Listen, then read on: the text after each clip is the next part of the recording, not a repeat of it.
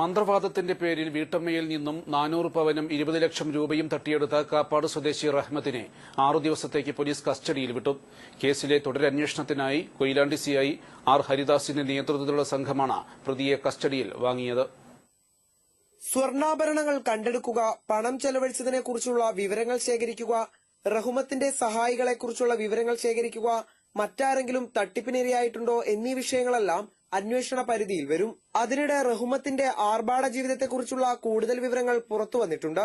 ഇവർ ഇപ്പോൾ വീടുണ്ടാക്കി താമസിക്കുന്ന സ്ഥലം 2 വർഷം മുൻപ് വിറ്റയാളാണ് അന്വേഷണ ഉദ്യോഗസ്ഥൻ സിഐ ഹരിദാസിന്റെ ഫേസ്ബുക്കിൽ ഇത് സംബന്ധിച്ച വിവരം കൈമാറിയത്. വീടുണ്ടാക്കാൻ ലോണിനു വേണ്ടി നടന്ന റഹ്മത്ത് 6 മാസം കൊണ്ട് വലിയ വീടുണ്ടാക്കിയതിനെക്കുറിച്ചും കാർ വാങ്ങിയതിനെക്കുറിച്ചും ആർഭാട ജീവിതം നയിച്ചതിനെക്കുറിച്ചും ഫേസ്ബുക്കിൽ പറയുന്നുണ്ട്. കാപ്പാട് സ്വദേശി തന്നെയായ പ്രവാസി അൻവറാണ് ഇത് സംബന്ധിച്ച വിവരം നൽകിയത്. ആർഭാട ജീവിതത്തെക്കുറിച്ച് ആരാഞ്ഞപ്പോൾ തനിക്ക് കേരള സർക്കാരിന്റെ ലോട്ടറി അടിച്ചിട്ടുണ്ടെന്നാണ് റഹ്മത്ത് മറുപടി പറഞ്ഞതെന്നും അൻവർ ഫേസ്ബുക്കിൽ കുറിച്ചു. മുഴുവൻ വിഷയങ്ങളും അന്വേഷണ പരിധിയിൽ ഉൾപ്പെടുത്തുമെന്ന് സിഐ ആർ ഹരിദാസ് അറിയിച്ചു.